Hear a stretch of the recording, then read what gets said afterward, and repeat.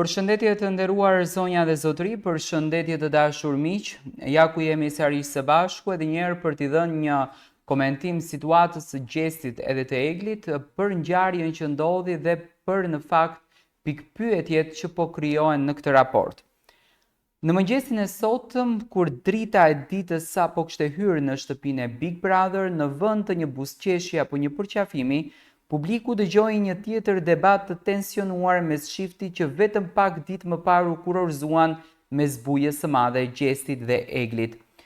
Ajo e ulur pranë pasqyrës po përpiqej të vendoste pak grim, ndoshta për të fshehur lodhjen, zhgënjimin ose për t'i dhënë vetes pak ngjyrë për një mëngjes që kishte nisur i zymt.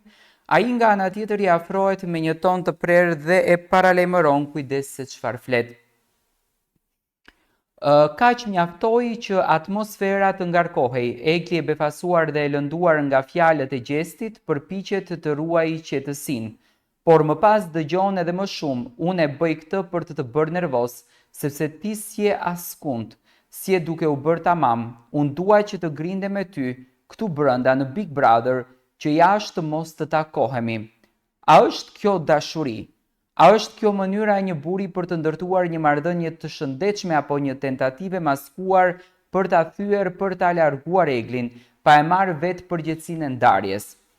Egli, si gjithmonë e qetë në të folur, i kthehet je kontradiktor, dhe me të drejtë, sepse si mund të thuash se do të grindesh brenda për të mos u parë jashtë, nëse në të vërtetë je martuar me këtë njeri vetëm pak ditë më parë? Si mund të dashurosh dikë dhe në të njëjtën kohë ta nënçmosh, ta tallësh, ta provokosh për të nxitur nervozizëm? Gjesti përgjigjet me një tjetër tërheqje emocionale: ti ke mendime negative për mua, por a është kjo vërtet e drejtë? Apo është një mënyrë për t'ia hedhur fajin tjetrit për të larguar vëmendjen nga fjalët që lëndojnë? Pyetjet janë të shumta, por përgjigjet duket se po bëhen gjithnjë më të turbullta. A është Gjesti vërtet i dashuruar apo e ndjen veten të bllokuar në një marrëdhënie që nuk e do? Dhe në vend që të thotë troç nuk të dua më, apo përpiqet ta shtyjë Eglin vet drejt largimit, me fjalë nënçmuese dhe sjellje të dyshimta? Apo kërkon të ndërtojë një skenar që ta bëjë atë të duket si fajtore që publiku të mendojë: ajo u largua, ai u përpoq? A është kjo e gjitha një lojë për të justifikuar mungesën e ndjenjes së tij, apo ndoshta është një përpjekje për të thyer kutinë e unazës, simbolikisht dhe realisht, duke e kthyer martesën në një farsë që nuk zgjati as edhe një javë?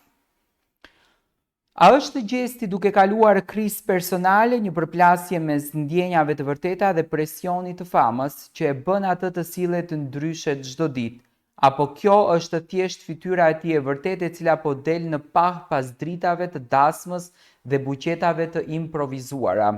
Ndërkohë Egli duket gjithnjë më e lodhur. Ajo nuk po qesh më si më parë, nuk po e ndjen më veten të sigurt, nuk po sheh më të ardhme në këtë marrëdhënie që i ngjan gjithnjë më shumë një ringu se sa një dashurie. Dhe kjo është tragjike, sepse një vajzë që pranon të martohet në një spektakël kaq publik e bën këtë sepse ka besuar te partneri, te ndjenja dhe te premtimi. A është Egli duke u përgatitur të largohet, apo thjesht po pret që ai të shtyjë edhe pak më shumë që ta çojë drejt fundit me një fjalë tjetër të rëndë dhe një tjetër zhgënjim publik?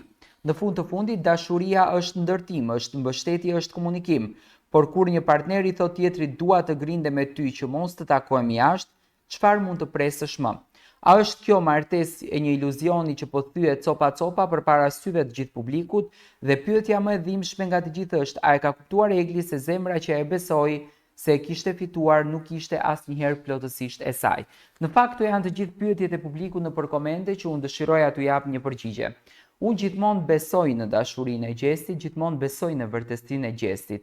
Edhe pse mund të duket një dashuri jo e vërtetë, edhe pse mund të duket një ndjesi jo reale, sepse Gjesti ka batica dhe zbatica, ne duhet të kuptojmë që Gjesti është një njeri spontan dhe mund ta bën të gjithën këtë situatën ku pas kësaj mund të fshehet një lojë për të aktivizuar Laertin dhe Rozanën, për ta futur në lojë të cilët nuk po duken asgjë hundi fare, apo thjesht për të thyer kutinë e unazës dhe për t'i dëshmuar edhe një herë Egli sepse unë vërtet të dua shumë. nga që në qoftë se Gjesti nuk do ta kishte dashur Eglin, Gjesti do t'i kishte vënë një litar kësaj gjës, edhe nuk do t'ishte marrë fare me këtë situatë. Me thënë, shumë bukur dim t'i ndajmë gjërat tek njerëzit që ne nuk i duam.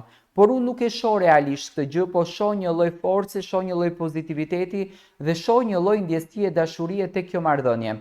Në fakt dua të marr mendimin tuaj për këtë situatë.